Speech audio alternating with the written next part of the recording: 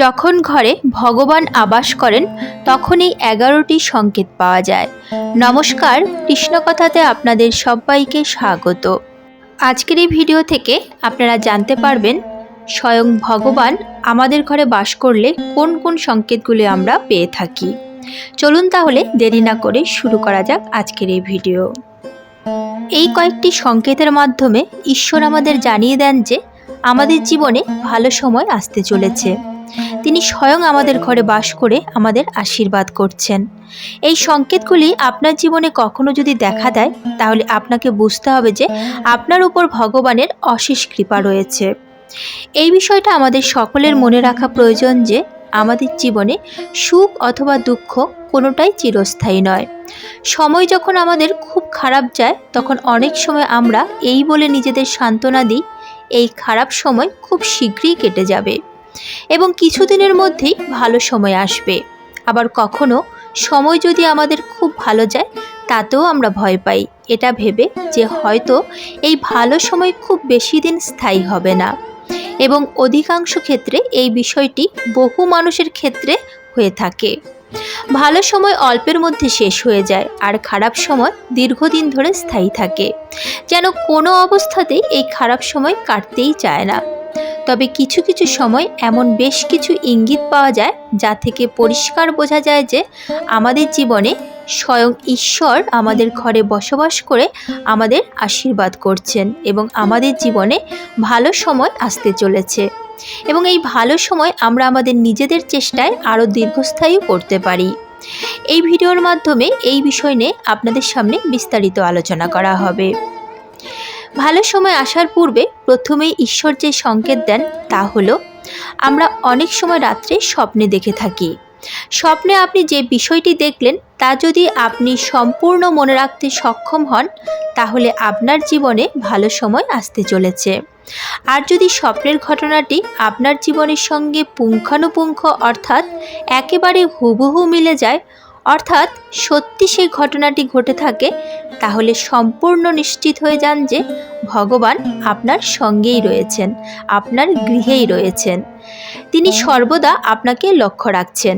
এই সময় অবশ্যই আপনি আপনার ইষ্ট দেবতাকে স্মরণ করুন এবং তার প্রতি আস্থা রাখুন। 2 নম্বর, এরকম অনেক সময় দেখা যায় যে আমরা বিভিন্ন সিদ্ধান্ত গ্রহণ করে থাকি। এইরকমই আপনি হঠাৎ একটি সিদ্ধান্ত নিলেন এবং সিদ্ধান্তটি সঠিক হলো। এইরকম বিষয় যদি আপনার জীবনে বারবার হয়ে থাকে তাহলে আপনি সম্পূর্ণ নিশ্চিত হয়ে যান যে ঈশ্বর আপনার সঙ্গেই রয়েছেন, আপনার প্রতি ভগবানের অগাধ কৃপা রয়েছে। 3 নম্বর, আপনি খুব খারাপ অবস্থার মধ্যে দিয়ে যাচ্ছেন, তবুও আপনি কারো ক্ষতি চাইছেন না। আপনি সর্বদা ইতিবাচক চিন্তা ভাবনা করছেন। আপনার ক্ষতি সাধনের চেষ্টা অন্য কেউ করলেও তার ক্ষতি আপনি চাইছেন না। এই রকম ভাবনা যদি আপনার মধ্যে কাজ করে তাহলে এর দ্বারা বোঝা যায় যে আপনার উপর ঈশ্বরের বিশেষ কৃপাদৃষ্টি রয়েছে। 4র্থ সংকেতটি হলো, হঠাৎ করে আপনি যদি অত্যাধিক খুশি হয়ে যান কোনো কারণ ছাড়াই।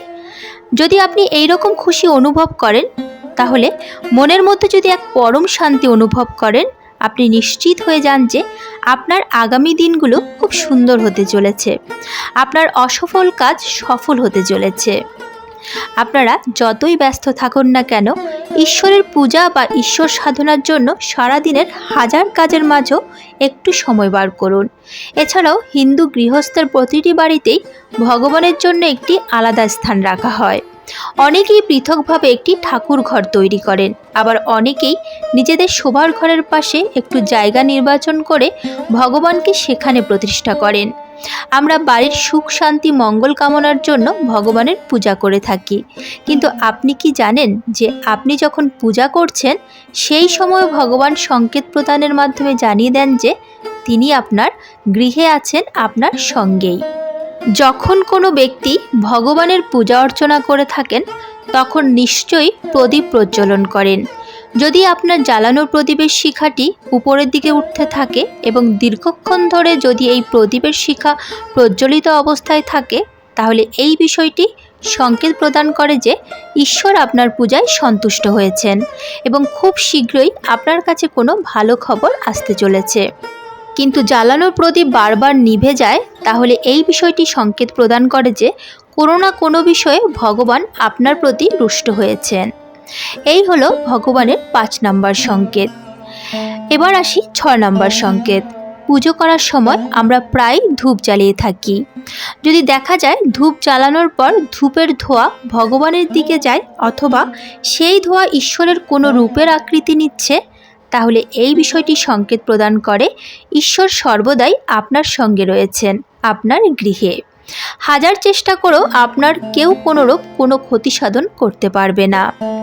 7 নম্বর, পুজো করার সময় এই বিষয়টি অবশ্যই খেয়াল রাখবেন যে ধূপের ছাইতে কখনোই কোনো অবস্থাতেই পা দেবেন না।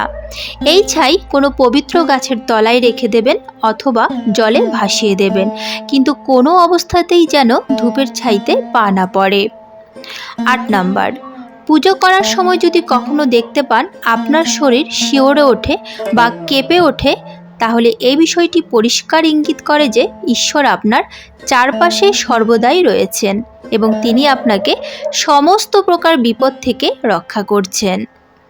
9 নম্বর, এই রকম বিষয় যদি আপনার সঙ্গে হয়, যখন আপনি পূজা অর্চনা করছেন তখন আপনার গৃহেতে কোনো একজন ব্যক্তি প্রবেশ করছেন কোনো ধন সম্পদ বা টাকা পয়সা নিয়ে আপনার পরিবারকে দেওয়ার উদ্দেশ্যে, তাহলে নিশ্চিত হয়ে যান স্বয়ং ঈশ্বরই আপনার কাছে সেই ব্যক্তিকে পাঠিয়েছেন।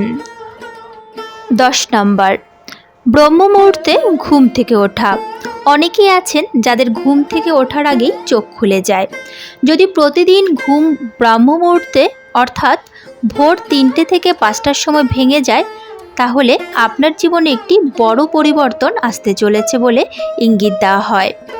11 নম্বর, গোমাতার আগমন। যদি গোমাতা প্রতিদিন বাড়িতে আসে বা আপনার কাছে খাবারের জন্য চলে আসে, তাহলে তা শুভ লক্ষণ। যদি বাড়িতে পাখি বা অন্য প্রাণী বাসা তৈরি করে, তবে তাও খুব শুভ লক্ষণ বলে মনে করা হয়। এছাড়াও যদি আপনার বাড়ির চারপাশে পাখির কিচিরমিচির দিন দিন বাড়তে থাকে, তাহলে বুঝে নেবেন খুব শীঘ্রই জীবনে ইতিবাচক পরিবর্তন আসতে চলেছে। স্বপ্নে মন্ত্র শোনা। আপনি যদি স্বপ্নে রাম রাম মন্ত্র শুনতে পান, তা ভালো বলে মনে করা হয়। যদি ওম মন্ত্রের প্রতিধ্বনি শোনা যায়, তাও ইতিবাচক বিষয়। স্বপ্নে মন্ত্র, ঘণ্টা, শঙ্খধ্বনি শোনা খুবই শুভ লক্ষণ বলে মনে করা হয়, যা ইঙ্গিত প্রদান করে স্বয়ং ঈশ্বর আপনার গৃহে বাস করছেন, আপনাকে আশীর্বাদ করছেন। আজকের মতো ভিডিওটি এখানেই শেষ হলো। আশা করি আপনাদের ভালো লেগেছে। যদি ভালো লেগে থাকে তাহলে অবশ্যই একটি লাইক করবেন। যদি রাধা মাধবের পরম ভক্ত হন, তাহলে কমেন্টে রাধা মাধবের জয়গান করতে ভুলবেন না যেন। প্রিয়জনদের সঙ্গে শেয়ার করবেন যাতে তারাও উপকৃত হতে পারে। এ ধরনের বিভিন্ন ধর্মীয় ভিডিও পেতে এবং নিয়মিত গীতাপাঠ শুনতে চ্যানেলটিকে অবশ্যই সাবস্ক্রাইব করবেন। আজ তাহলে এ পর্যন্তই, দেখা হচ্ছে পরবর্তী ভিডিওতে। ভালো থাকবেন, সুস্থ থাকবেন। জয় শ্রীকৃষ্ণ। রাধে রাধে।